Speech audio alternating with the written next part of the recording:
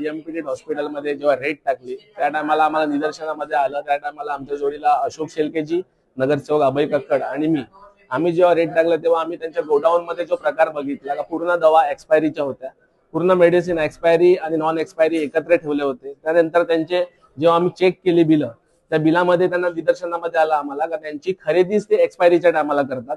म्हणजे जर 4 महिन्यांनी लोक एक्सपायरी होणार आहे तर ते लोक 4 महिन्या आधी ती खरेदी करतात। आता तुम्ही महासभेमध्ये हे सगळं करून आले, तर आताची मागणी काय? आमची मागणी एकच आहे का जरा 14 दिवस झाले या प्रकरणानंतर तरी अजून सुद्धा त्या स्कॅम मध्ये जे फार्मासिस्ट निदर्शनामध्ये आले त्यांच्यावर कोणतीही कारवाई झाली नाही। आणि आमची एकच मागणी आहे का अशा लोकांवर कारवाई जर नाही झाली तर ह्याच्या पुढे असे स्कॅम अनेक चालत राहणार आणि ते स्कॅम कुठेतरी बंद झाले पाहिजेत ही आमची मागणी आहे।